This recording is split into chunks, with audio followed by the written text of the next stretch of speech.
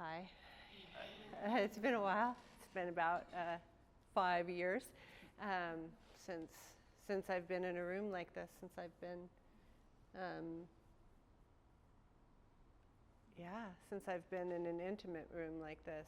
I've spoken twice in the past 5 years, and but that was big. And this is actually where I spent about 20 years, and then the bomb came, and then we put Nicole back together again, and it's like being a prodigal daughter. You know the prodigal son story. It's like being the prodigal daughter, kind of, and you never know how it's going to be when you come home, but feels good. So thank you.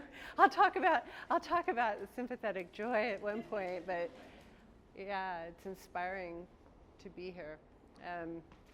So before I start, for the rest of my life, I'll be thanking people because I had never had an experience in my life where I couldn't get back up on my own, and there were a lot of people who put me back together. You know, behind me is really who you're talking to now. You know, there's an incredible Lama, there's a Drupin, there's a Roshi, there's Reverend Joanne and her wife. There's a former gangbanger who runs our prisons to monasteries program. There are scientists, there's Mexican healers, there's Balinese healers, there's a Balinese chauffeur that I call Lucky Angel. There's a whole group of really courageous men who I think are men at their best who offered incredible protection. I mean, one of them is a Republican lobbyist, which I didn't expect. He didn't expect it either. And really a lot of sisters who, you know, who I've described it, you know, they didn't necessarily have any fuel left either, but they had just enough to make it to the next place. And we kept connecting and just kept making it to the next place. And then in the Odyssey, they say, you know, you go around the circle to return right back where you were, only you're different. And I am different in a lot of ways. There's a lot behind me. So to them, I say thank you. Thank you. It's good to be back. It's good to be alive. And the people who came are people who I consider people who practice what I call the red thread. There's a great koan. Why is it that the highest Buddhas and Bodhisattvas can't cut themselves from the red thread? The red thread is all the things we want to avoid, right? Jealousy and obsession and all the things of being human and frustration and suffering. And but the red thread is associated with the feminine, right? At the time they called it the red thread in Zen, but it also exists in Greek mythology. It exists with Psyche and Eros. The red thread takes you into the labyrinth, and the red thread gets you out of the labyrinth. But at the time Zen came up with the expression, it was associated with the vermilion underwear that courtesans wear. And the idea being that you can't cut yourself off from that part in order to escape into some vaporware reality where you don't have to be human. And it's a really hard sale. I think we all want to get out of here in some way. And then really what you discover, what I've discovered, what I continue to discover is this, you get out and what you find is a foundation of joy. That's what exists, is this foundation of joy. And then from that groundwork, you come back and really you just do the work of happiness. And the work of happiness is just sharing it with others in such a way that they share it with others. And then I light your candle, which takes nothing from mine, and you light your candle, and you light your candle, and then pretty soon we're all well lit. So to those folks, I say thank you. and they're a lot smarter than me. A lot. They aren't located where I'm at, but and they strongly suggest that that I not be funny. That's where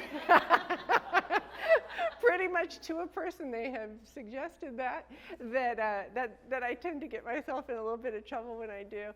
But I'm Italian, and that's like saying like don't eat pasta to an Italian. That is impossible, but it's impossible not because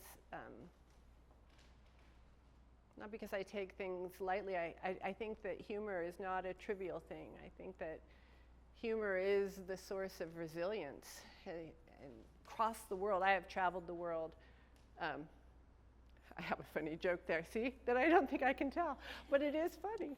But I've traveled the world and come back to New York, and as I did, you know, I found the same thing everywhere, again and again. There were primarily women, but often men, sitting around making humor out of human suffering, and in order to build a resilience to keep going. That's, you know, there's story after story after story of women who sit at tables, and there's kids, and the husband is away, and there's the laundry and the dishes, and they're sitting together, and they're finding a way to find humor. And, you know, Alan Watts said, life is far too grave to be approached seriously.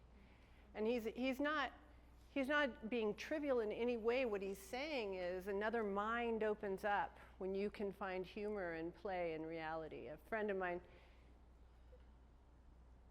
one of those people who were behind me, a soul sister to the core, my editor, and you know, I had heard about Michael Pollan having this relationship with his editor, and it was so intimate and amazing, and they wrestled, and they had all of these ideas, and at the time, all I can do is tell jokes, but anyway, at the time, you know, I had an editor who probably was not the editor for me, and she read my work, and she said, "Oh goodness, this is like the Bible in reverse."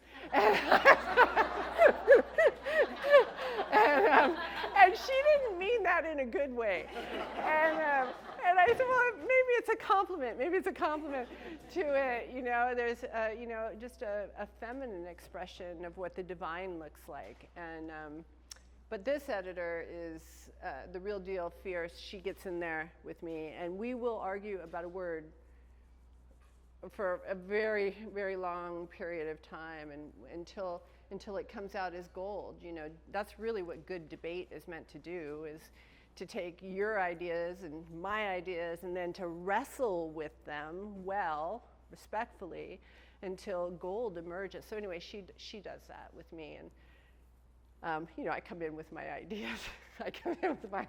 And I see her face on the Zoom, and then we refine it. We keep refining it into noble gold. And she was saying, last night she just wrote, she said that 2 people had come into her sphere, and they were men who were so deeply and profoundly looking for strong women. She sent me that song, Hard-Headed Woman, you know, and she said, and then she started looking for the best books in feminism, and that really what's out there is kind of this idea that it's this, being a woman is this grueling experience of making it through subjugation in the patriarchy, and she said what's different is that you talk about the joy of being a woman in such a way that it radiates, and then everyone gets to experience the joy. Not to toot my own horn, but that is really fundamentally my message, and how the world transforms when you transform that ground, that view of what it is and what's possible. So one of my great ideas that I thought was really funny that got nixed was I thought I should wear like a scarlet letter, like come in with a scarlet letter, and they didn't think that was funny. And then, but I thought I'd kind of wear like something scarletish, and ha ha, and then because it's a strange thing. I spent 20 years being a female in the front, and when you do that, I think it might be a different role than being a man in the front. I don't know how many men get lots of emails about their hairstyle. Lots of emails about if their dress is too short, too long, the words they use. My friend Kathleen says, when you admit that you are a woman who does not reject her sexuality, you get bimbified. Immediately people assume that you're not very smart, and then you become an object. And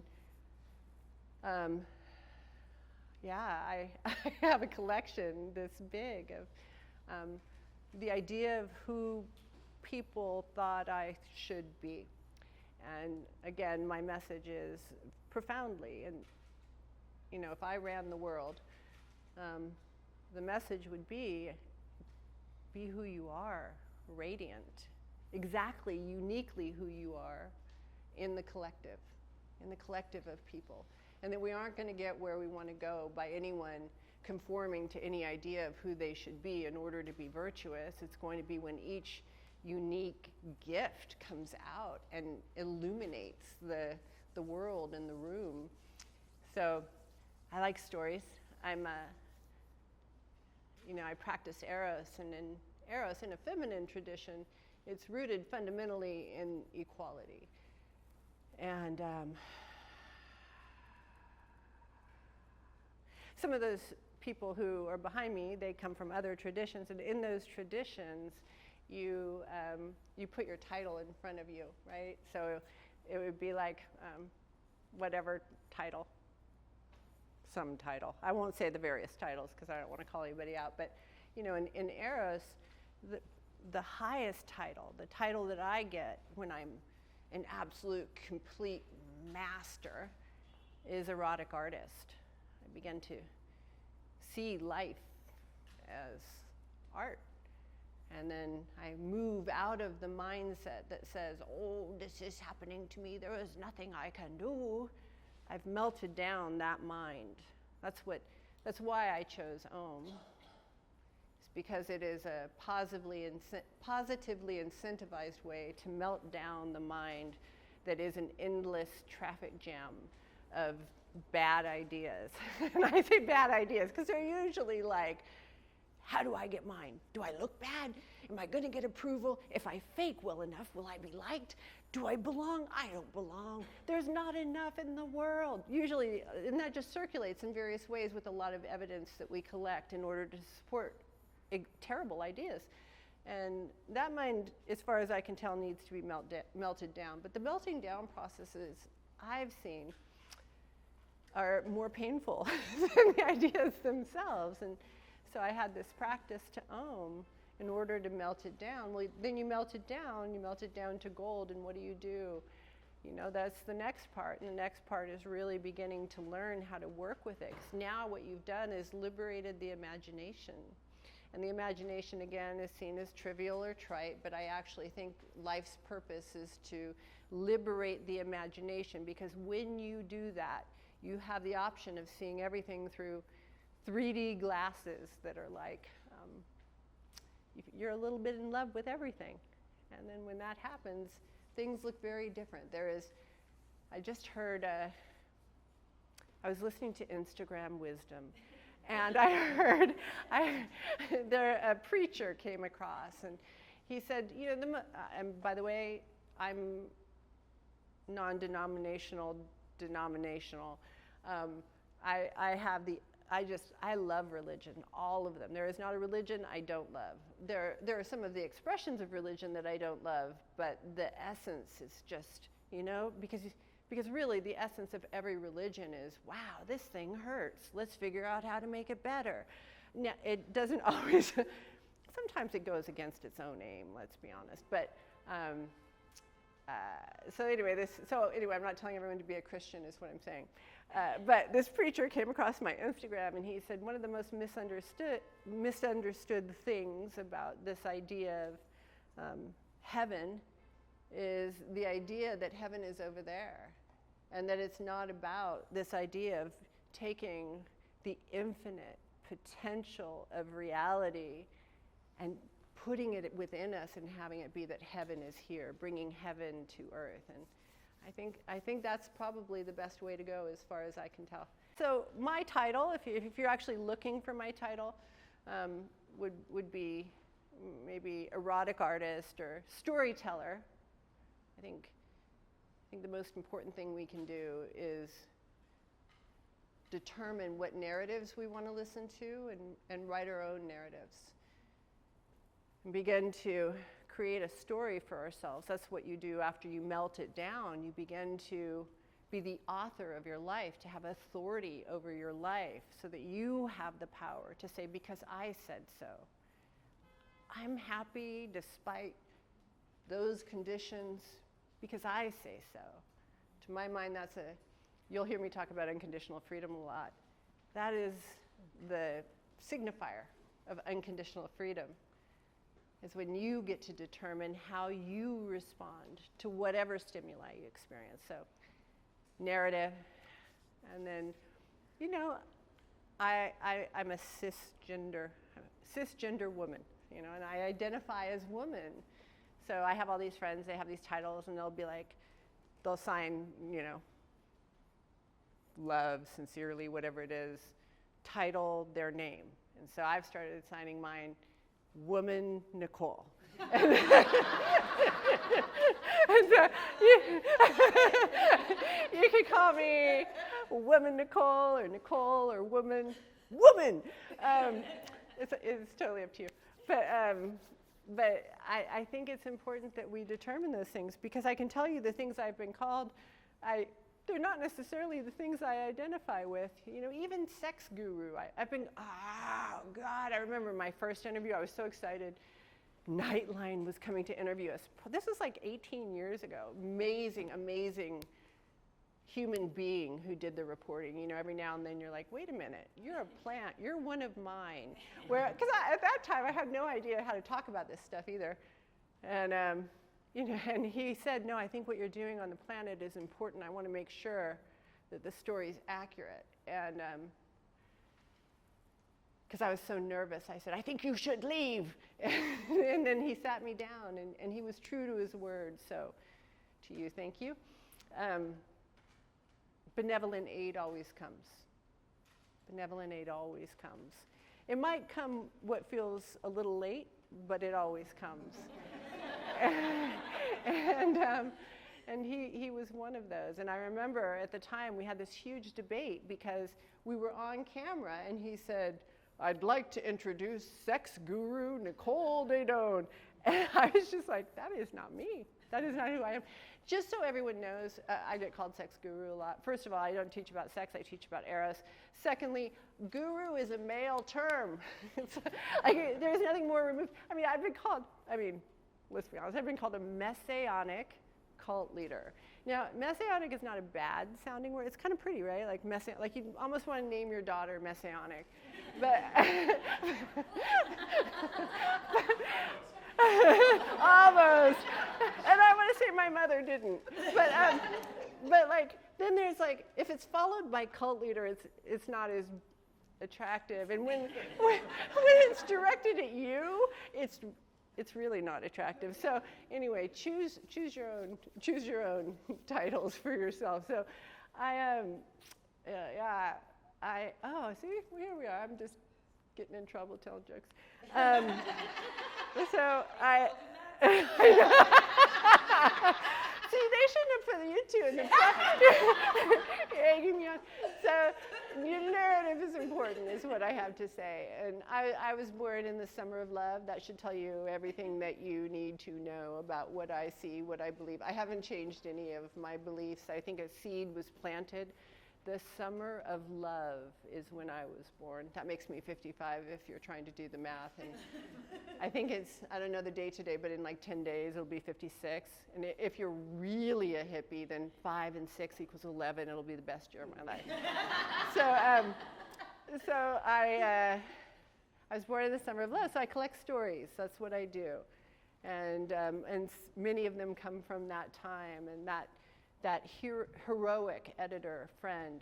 She actually, when bad things happened, she was one of the people who had to tell me one of the bad things that happened, and that's that my agent at the time said I wouldn't touch her with a 10-foot pole, and she had to be the one to break the news to me.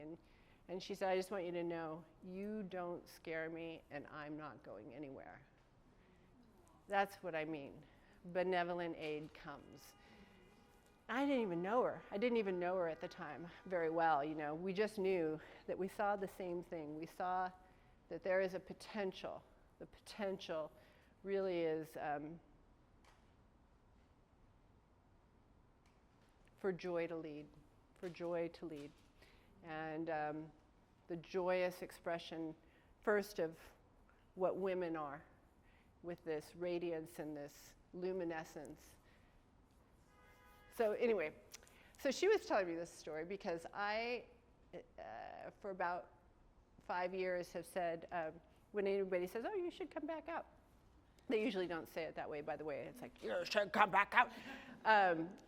Have said, never. That will never, ever happen.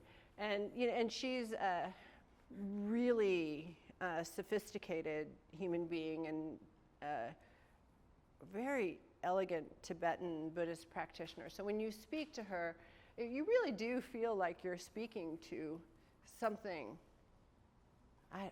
majestic and incredible. And so I try to be on my best term, you know, that will never happen. And she would say, we'll see about that, we'll see. And so this thing was coming, and she told me the story of this friend of hers in the Summer of Love. At the time, there was a big rally in Washington that was aimed to, you know, speak against Vietnam. And she's friends with, do you have the picture? Because this is the picture of it. She's friends with this woman. And so I want you to look at her, because the story behind this is amazing. So to me, that woman looks like a bastion of courage. And you can almost even see light coming off of this woman, right? Do you have the other image? Yeah, that's the one. And so she told me this story. So this woman is so profoundly intimate, right? So this woman in that image looks so courageous, like she's not scared at all. She's doing what needs to be done. But she describes it that, she said, I was terrified. She said, this had never been done before. She said, I didn't know if, as I faced the masculine, as I faced the rifles, if I would be harmed. And she said, I had seen many people beaten and hurt. And she said, but I couldn't go against the calling that was in my heart. I had to, this is not exactly verbatim, by the way, but I had to live by my principles, even if it was dangerous. And she said, and you know what happened? She said, I went, my hand was shaking, and I put that flower in the rifle. Why this is so important to me is I think in that moment, a seed was planted on the planet. I think it hopefully will sprout soon. And the seed is that there's another way. In the face of that massive opposition that looks so powerful, this woman and a few others captured the attention of the American public with a flower. Now, what's important to understand here is that in every culture and most spiritual traditions, the flower is the symbol not only of the feminine, but of what exists between a woman's legs. Yeah, that image gave me hope, and I can tell you that I look at it when I have fear about coming back out, that there is another way. There is another expression of power that is not aimed to overpower or disempower anyone. It's aimed to be the complement. It's aimed to fill what's absent in the world. I think what we're experiencing is merely an absence of the feminine, that the feminine can subdue greed, hatred, and delusion. We aren't going to get through it by conquering it. It's not like her gun is going to outdo his guns. It's going to be by a different expression of power that's closer to, gravity is a pretty profound sense of power. And what it does is just be gravity, and then it influences everything around it. So there's this amazing story Eli found of Marilyn Monroe, and this is an example of what I'm talking about. So Marilyn Monroe worked with a photographer for a very long period of time, and they had an intimate friendship. And in that, they were walking down, I think it was 9th Avenue here in New York, and Marilyn was wearing tennis shoes, she was wearing jeans. She was Norma Jean at this time, right? So she was very invisible.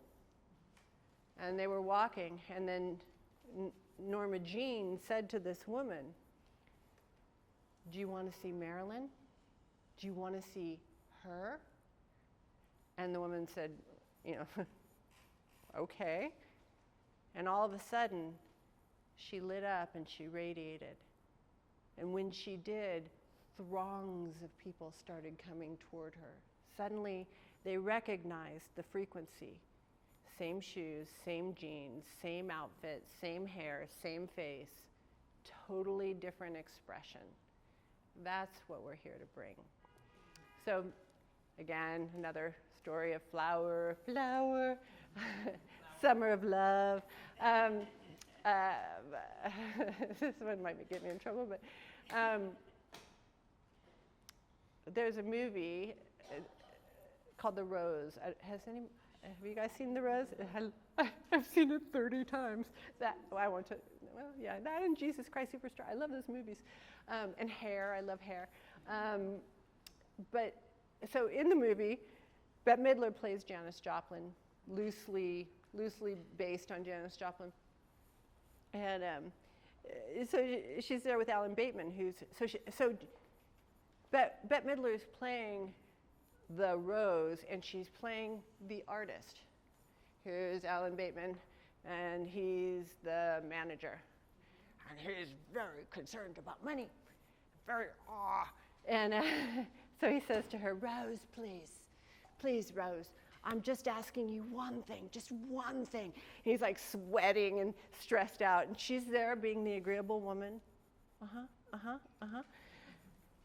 "Rose, tonight the sponsors have asked just one thing. Just please, don't use the word mother, And she's, "Rose, no, I'm serious. No, just this one thing. Do not use the word mother." So that you can feel, though, she's restless. She's restless to get on the stage, because that's what she is. That's who she is. That's how she expresses, right? So she starts making her way to the stage, and you can kind of see her start doing that Marilyn Monroe moment. You can see the light coming from within. And then you see her move more quickly onto the stage, and then you see them hand her the bottles of Jack Daniels, and there's like, everyone's throwing roses onto the stage, and they're excited. And then you see her, and you see that moment where she just can't. She has to be who she is. "Hey, I am Mother." And the crowd goes wild, and everyone lights up. They all light up. They all light up in the face of a woman being exactly who she is, in her grand self, purely expressed. The lighters go, everything's a little wild, and I think I saw that movie too many times in 6th grade, to be honest. So what I'm going to do is I'll read a little bit from the memoir. I love this memoir.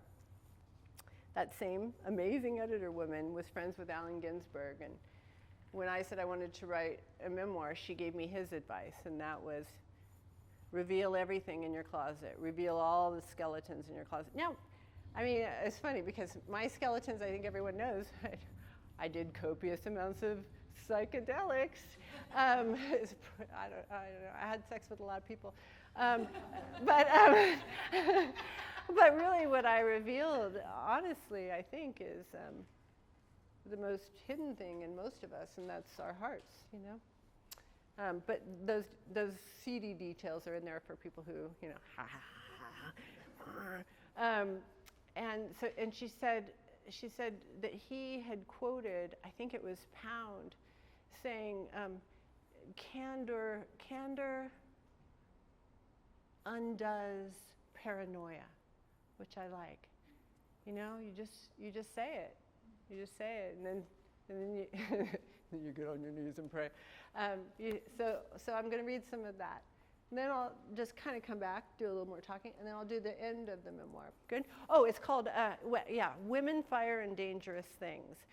And the reason I chose this title and fought for this title is when I was in college, you know, I was 21. I was doing my women's studies. You know, I was holding the talking stick and crying to my sisters about the pain of womanhood, and you know, going to marches. Then I also started teaching women's studies, and this book came across my desk, Women, Fire, and Dangerous Things. Thank you, George Lakoff. And what he said was, there's a tribe. That tribe has one word that means all three things. Isn't that true? Women, fire, and dangerous things. In which I discover that a woman's enlightenment will be sexual, unleashing her freedom to enter a free woman's life. My body tells me that this is it. There's no turning back. It tells me sweetly, gently, that I'll be entering a new space where my senses will guide me and my life will never be the same. It will be the first time I fully surrender to a force greater than myself, and the last time I will ever question my body's deep understanding of the woman I'm about to become. I'm lying on Ray's bed, legs butterflied open.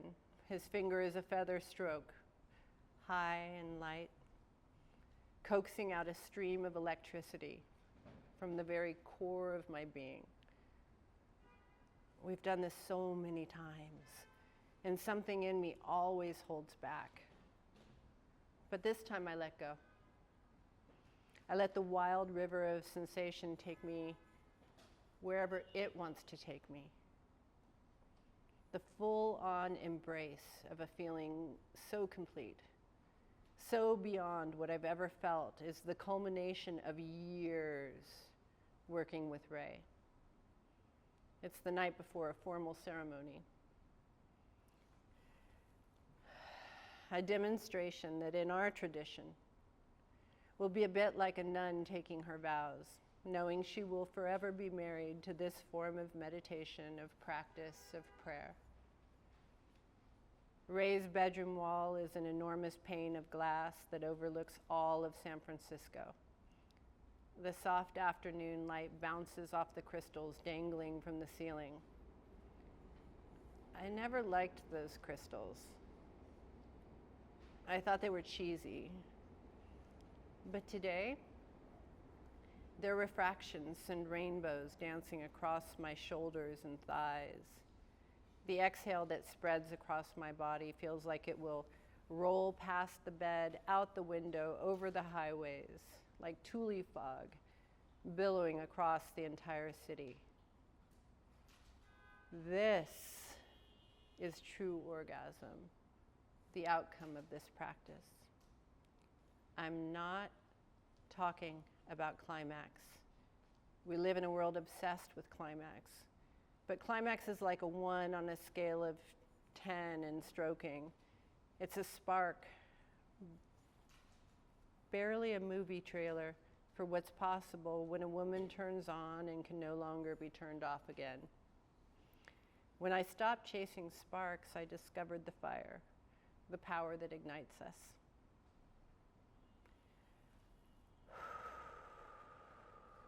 It's a gentle but ferocious force that remains and sustains. It began years earlier with a stranger peering between my thighs, telling me about the swell of my labia, the pearly sheen of ejaculate. Words that horrified me. They were so clinical, but so utterly beautiful. There were tears rolling down my face. No one had ever paid that kind of attention. Nothing had ever been this slow, this subtle as his narration, his stroking.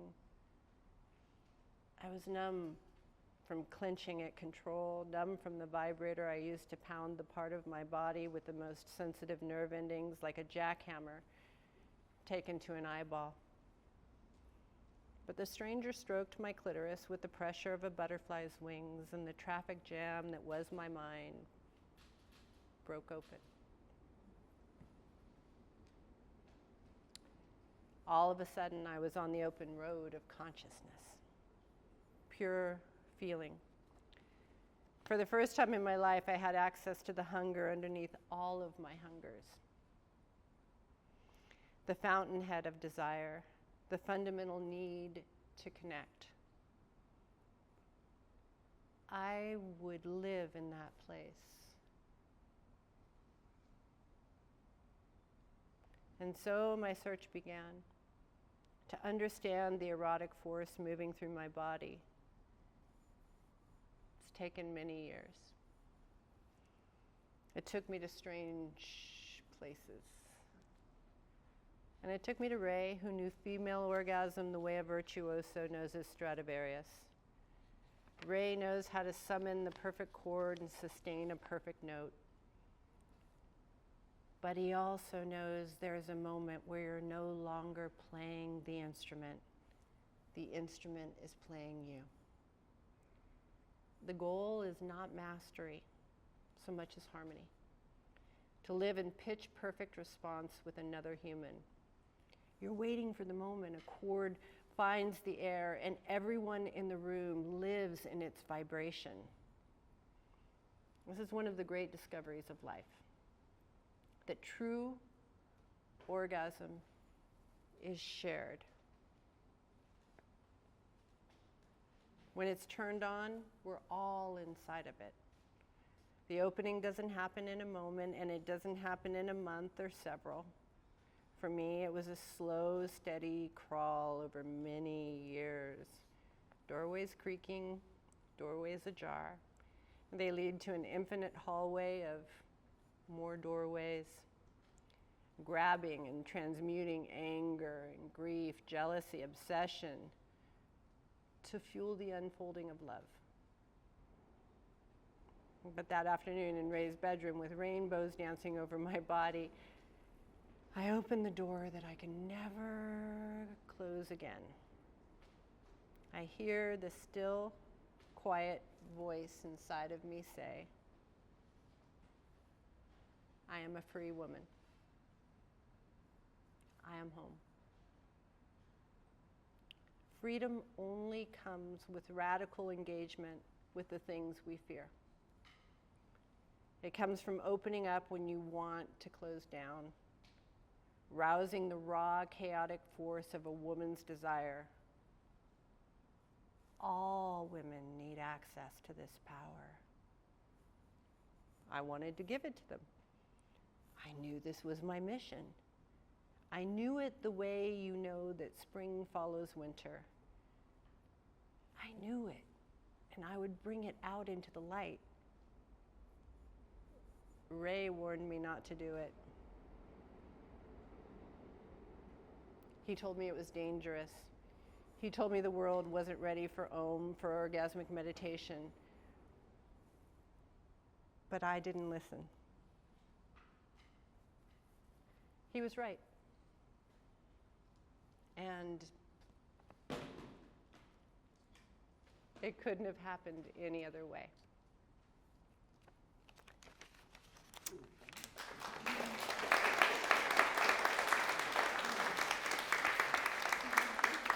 Thank you to Amy. Thank you to all of the loving hands that went into this. So I think I just want to give you a little bit now on Eros itself, because the questions for me, after you hear that voice,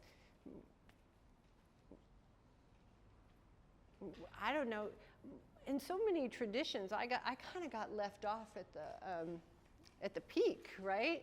It's like, oh, I'm free. Now what?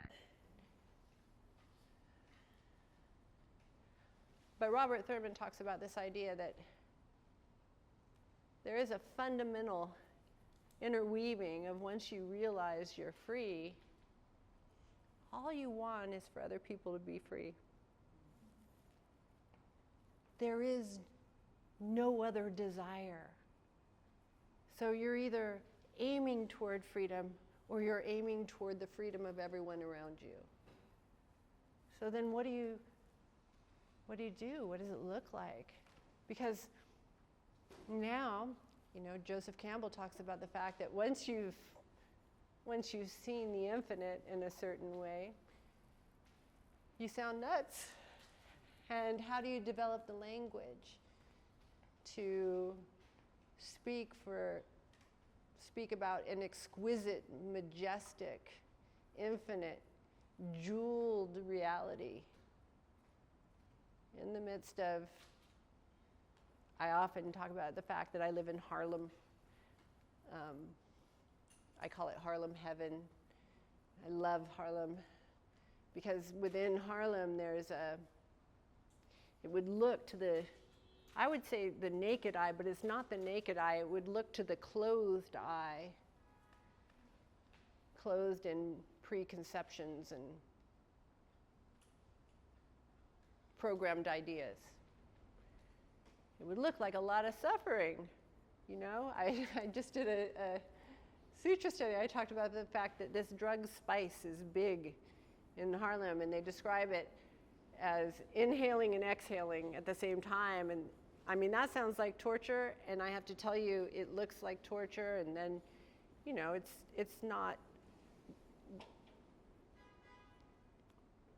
Everyone doesn't make it into the trash can when they're throwing their various cups and empty bags and such. So, and then, there's people on the street, on the sidewalk, in front of CVS. And you could walk and you could think, oh, that's suffering. But if you have the eyes to see, then what you see is you walk out the door. I walked out after a 7-day retreat. You walk out the door. Very sensitive is what I'm saying. It was a 7-day retreat. I was very sensitive. You walk out the door, and the first thing you see is someone saying, hey, I know you. And then somebody nods. And then you get to live inside of the Harlem motto, which is praise anyway. It's like the people on the street are the anyway, but the praise is what brings everyone together. And there's this connection that you feel. And there's this feeling of belonging. I think that's really what we want. So we want to feel like we belong somewhere. And that feeling is available there. That's why I live there. Because I want to walk out and I want eye contact. I want to feel that intimacy. I want to feel that connection with the people around me. Because otherwise I can't figure out why you'd want to live. It's so alienating and lonely and dark. Not the good kind of dark, not like the infinite radiant darkness, but like ignorance dark. So the aim, as far as I can tell, is to be able to see with those eyes. And then once you can see with those eyes, Michael Pollan talks about the fact that he was doing mushroom hunting and he could not see the mushrooms. And the mushroom hunters were just joyously throwing their arms up that they could see the mushrooms. And he couldn't see the mushrooms. It's like, have you ever had somebody try to show you an optical illusion and you're like, oh, I don't see it. But you went, oh yeah, that's so cool. Because you don't want to say you don't see it. But so he said what he did was he stood next to the person who was the mushroom hunter. And he said it's called getting your eyes on. And he started looking through the eyes of the mushroom hunter. And suddenly he saw it. boing, boing, boing, boing, boing, boing, like gold coming up over the mountain. There were mushrooms everywhere. And so I think that's how we do it. You know, first we get our eyes on, and then we show other people how to see what we've seen. So I will say there are a few things that I will say, warning things. One is all true spiritual work is dangerous as hell. Like, it just is. Like, I don't know. I've seen so many hippie Instagrams that are like, oh, man, you just tune into the frequencies. It's great. It's like, okay, we'll see how that looks in a year. But, you know, because fundamentally spiritual work is deconstructive. It's not constructive. So it's not, you aren't acquiring more. It's not just, oh, hey, man, I'm going to graft some bliss onto my hellish interior.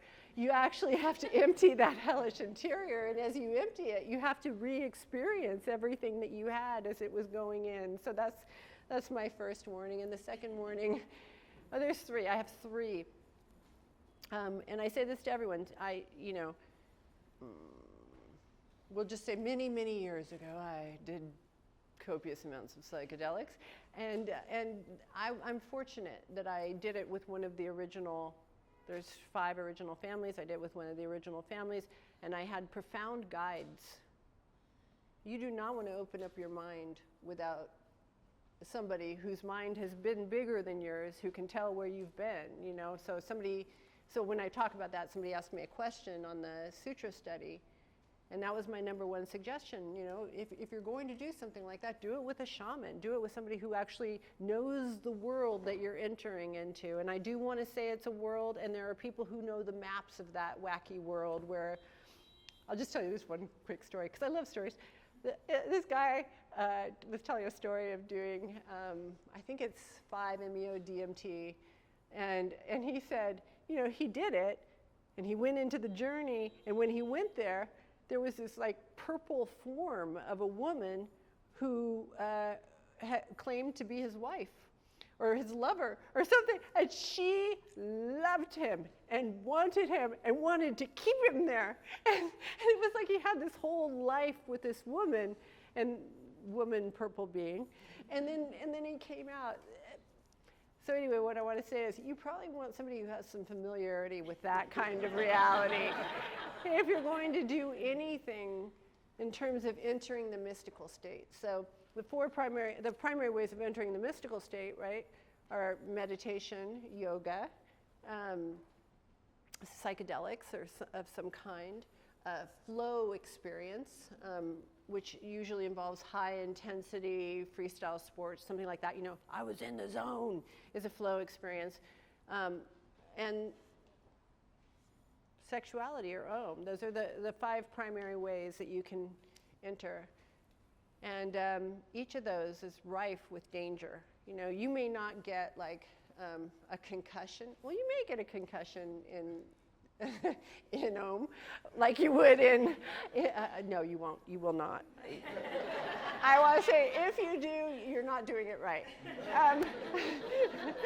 And you should read the practice sutras to know that that's not a sign of a good Om.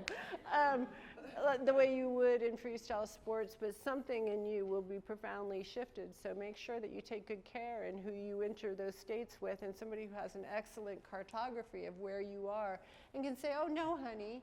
You know, I tell this story where I had my first Om with, this was many years. I was 31, so I'm 55. So I don't do well at the math in between, but you can tell it's a long time ago. And with a master stroker person. And I had it with non-master stroker people, which was I was already nuttier than a fruitcake from those, because the guy who was stroking me hadn't yet been trained in downstrokes. And so I was just standing on Church Street. You know, we had like 5 Oms, you know, over a course of days, and I was just like, I don't know what's wrong with me. And he was like, me either, babe. I was like, okay. So anyway, I went and found a teacher. So I had a master stroker stroke me. And I swear to God, it was like I had an when I was younger, my mom, I always had to wash the car. every Saturday. And this was before we understood climate change. And so I don't know if you've ever had this experience, but I had it too many times. This may be part of the problem, where you wash the car and then you go to plug in the vacuum. And so anyway, that's what maybe this isn't the best description. This is why they don't have me writing descriptions. We're gonna get AI to write our descriptions. But that was what the OM was like. My back literally arced. It was that electric. I mean, I was like this in the thing. And then he said, like, okay, that'll do. And then he sent me back to my room. I was like, I don't, what? And so I went into the room and I said, I heard one of the women going by, One of the women saved my behind, because I said, when we were out in the woods, I said, excuse me, I think I might need to go to the hospital. I think I'm having a heart attack. And she said, oh no, honey, you're just getting turned on.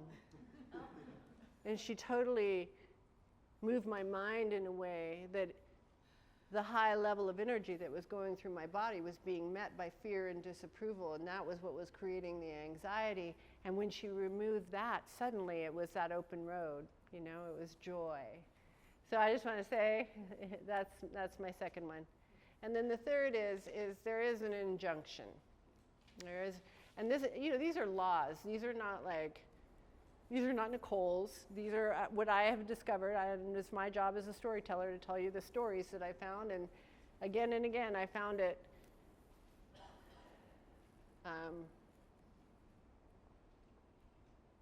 Jacques Cousteau has said that his view is that you can't experience something extraordinary and not share it with other people. And my sense is that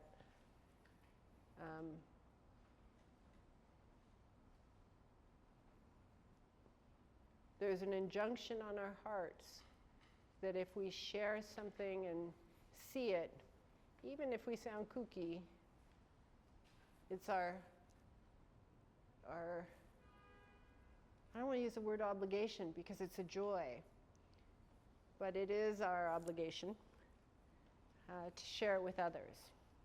That extraordinary experience, not in circulation, makes you nuts. There's the Gospel of St. John, which I'm sure you all expected to hear today. And it is, that which is expressed will be your salvation, and that which is not will be your destruction. And so I am very careful in terms of how much profound experience I have, and I make sure that I share it in balance with what I've received. Just giving back what was received. Everything that comes out of my mouth, although the people might be in their graves just like, no, that's not how I said it, Nicole. But everything coming out of my mouth has been put into my mind from really patient people, patient, kind, and true to that law. And so I don't like to share anything here without making sure that you all know this is the only agreement I ask people to keep. It's nice if you're nice. That's another great agreement to keep, but that's up to you.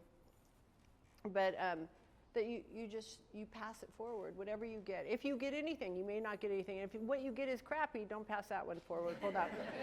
But if you get anything positive, pass it forward. Deal? The question for me was, okay, great, I'm free. What do I do? And then my version of paying it back was to really lay out the cartography of Eros. You have an exquisite, if you guys can ever get into the sutras of Tibetan Buddhism especially. I come from Zen, but now, I'm non-monogamous, and I've moved over. I have a new partner, Tibetan Buddhism. But just the ways that, because what they do is they concurrently describe your malady and then describe how you can, from this malady, access endless celestial realms and mandalas. I mean, that sounds very dramatic, but it's actually true. But we'll just say access joy. That'll be our shorthand for endless celestial realms. So, so that's what I did, and that's, you know, that's our books. And so the 4 promises of Eros. So if anybody's familiar with Buddhism, you know, it starts with, does anybody know what it starts with? 4 Noble Truths. Great. What's the first one? So people often think it starts with life is suffering, and that isn't what they're saying. It's saying this realm as it is without awareness is filled with tanha. It's filled with thirst, craving, a need to consume because there's a lack of something within. That lack of something, oddly, is what's called emptiness, empty of the idea that I'm separate from you, where you, interdependence, you know, that we're all interdependent, right, is really that this isn't a separate entity. This is really just a bubble on the Coke bottle, but happiness comes when the bubble makes it back home into the rest of the Coke bottle. So, but I didn't, that's not where I want to start. That's not where I start, that's not where I moved. You know, you can talk about my traumas all day long. One time I was at a food day, giving away food, and this other volunteer said, she said, oh, I said, how are you doing? And she said, I'm great. And she said, actually, I'm not. I'm miserable. But, you know, I got my problems, you got yours. Let's just share the good stuff. I was like, okay, that's a good way to go. So, and you know, you build new neural pathways that way.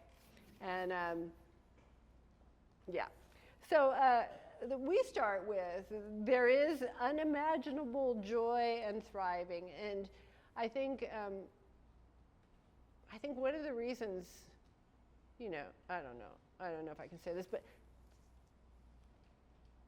so some, you know, very public, challenging things are happening in my life. And one of the reasons I wanted to come out was to demonstrate that I could both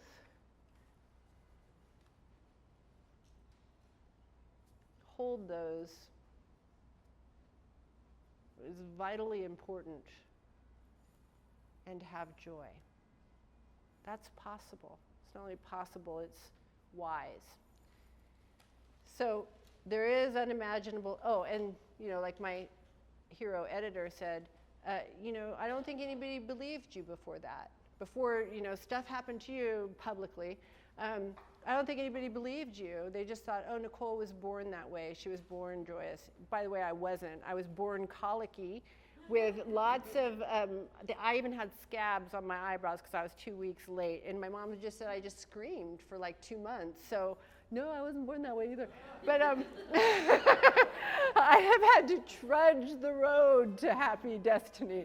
Okay, so then number 2 is there is a way to unleash your natural birthright.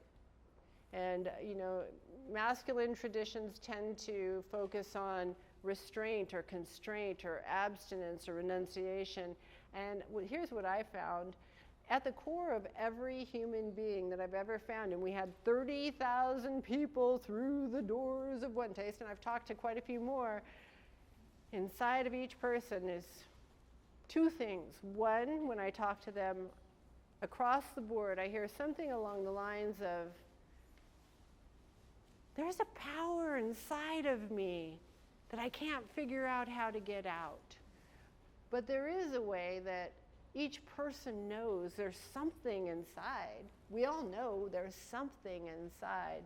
And then what I've found is if you spend enough time creating a safe environment for someone to unleash and let it out every single time it comes out. I have had so many people say to me, oh no, you don't understand, won't work for me, I can't I can't do it. I don't have what other people have. And so I'll say, I know, just keep doing it. And then all of a sudden there's the, oh, it worked. So that happens every time. As far as I've seen, in my experience. But sometimes it took me 3.5 years of sobbing and complaining and griping. And my Ray, who's in the book, somebody just gave me his old journals. Well, his widow gave me his old journals and said, I feel like these are yours. These are for you. Probably because of this line that I'm going to tell you. But, and she gave them to me 3 years ago, and just 2 weeks ago I had the heart to finally read them. But one of the lines, God bless him, and this will tell you where I come from, he said, he was talking about how some people viewed me as difficult. And he said, Nicole isn't difficult at all. All she asks for is 100% of my attention 100% of the time. But here's why that man changed my life. And then it said, there was a dash, and it said, it's fun, exclamation point. Can you imagine somebody looking at all of your stuff as fun? That's what he did. That's what he did. So there is a way to unleash this natural birthright, and we are in a state separated from that natural birthright. They'll probably talk about this. Tumescence is the state, and tumescence is really when you go against that Gospel of St. John, although we don't say this in our sutras, but you look beautiful. Where something wants to be expressed, and often because we don't know how to do it skillfully, right? Sometimes what I want to express is, I'm feeling some tension that you aren't meeting the deadline, but we're scared that we feel anger and that we're going to just be like, I don't ever want to be a friend again. And so we keep it silent, or that we aren't important enough for that person to want to deliver to, and not knowing how to do it, we stay silent, and then or we don't express our orgasm, or we don't express our desire, we don't express a whole series of things. And you know what happens? That stuff ends up impacted. I have a really bad joke. This is really bad. It's bad. It's bad squared. So this is off any records, okay? And then Trump has to come and drain the swamp. No, just joking. I know. Political things, very dangerous. The political theater is not funny. It is not a comedy. Okay, so then we are in a state separated from that natural birthright, and there's an obstacle that can be identified, and not only can it be identified, but that obstacle can be transmuted. It can be transformed, and that to me is the promise of why I came to Om.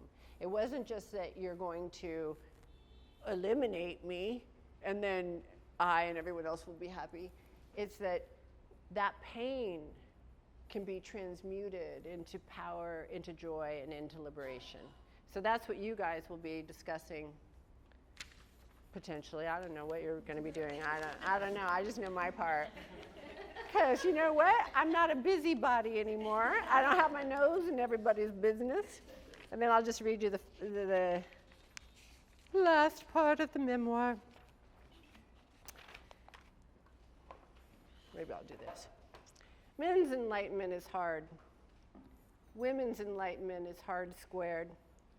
Like Obama said about Hillary, she has to do everything I do, only in heels. Women have to do everything men do, only in love. We cannot merely non-attach. We have to face our shadows and our demons in the context of a living, breathing relationship. The mountaintop is not a viable option for us. It's down here, drowning in a sea of obsession, possession, jealousy, and hope, searching for validation and approval, trying to prove that we are good enough, pretty enough, worthy.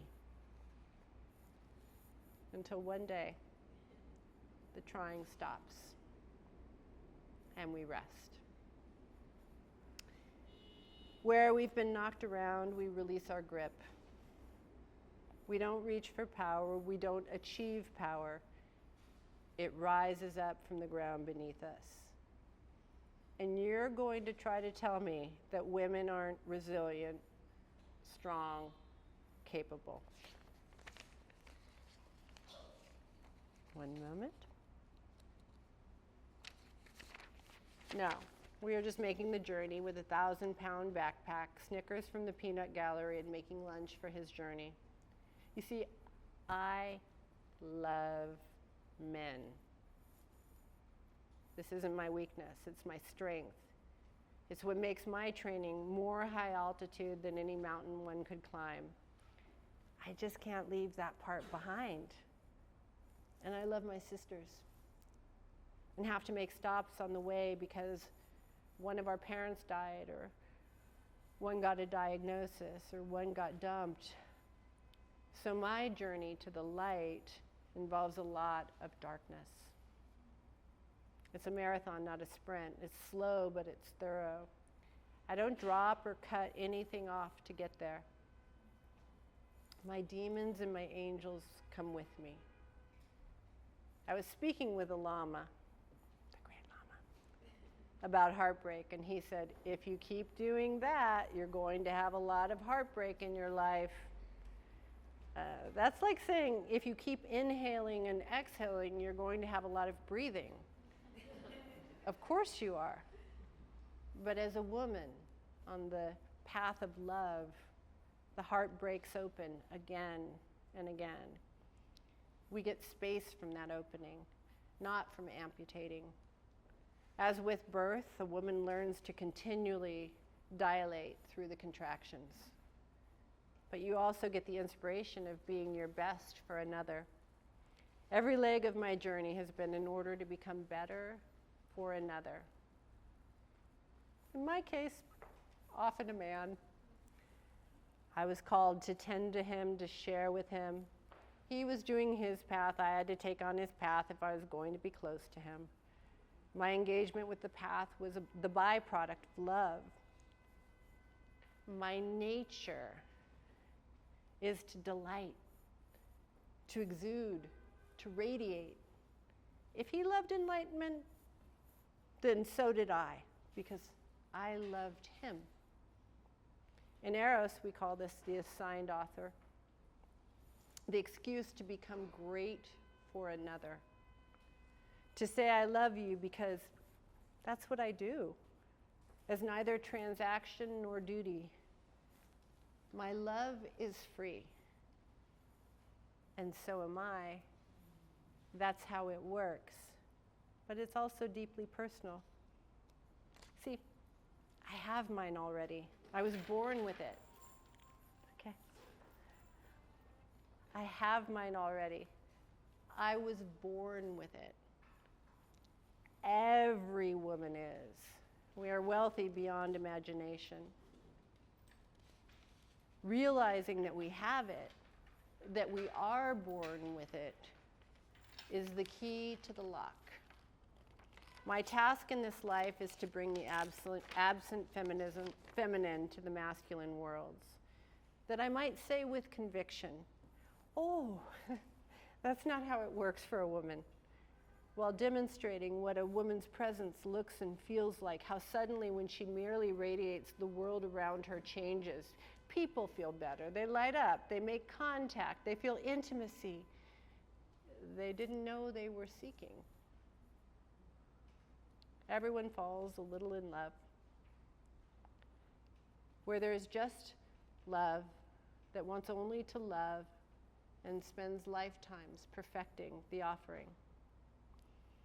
During what most would consider a time of duress, I was with a group in the forest in Mongolia looking out at some trees. Sitting there, I felt in love with the people I was with, in love with my friends in the US, in love with a man in love. The Lama instructed us to look at a tree as a means of relating to the Dharma. Just beyond that, though, was an early splash of yellow wildflowers.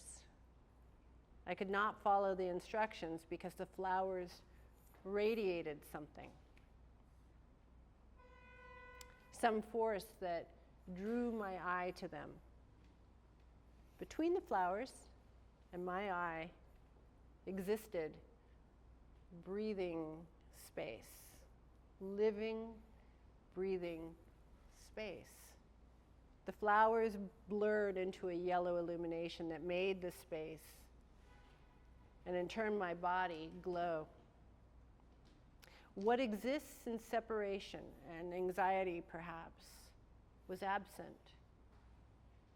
In its place, joy. Flower, space, Nicole. All were inseparable, indistinguishable. I reached down and touched the earth. Something elemental rose up from the soil in affirmation. This is what I felt in this time that could seem constraining. From flowers simply exuding, I was happy. That to me is Eros, life force, woman. It can't be taught, it must be met. First by its keeper, then if we are fortunate, by another who has the faculty of sight. The flowers weren't doing it for me. They were doing it because that's what they do. But I can say, and perhaps I was a little far out there, they were happy to be noticed. As we walked back to the Ger camp, having not said a word about my experience, the Lama leaned down, picked a yellow flower, and gently placed it behind my ear. Yellow in Tibetan Buddhism signifies increase, radiance, noble gold.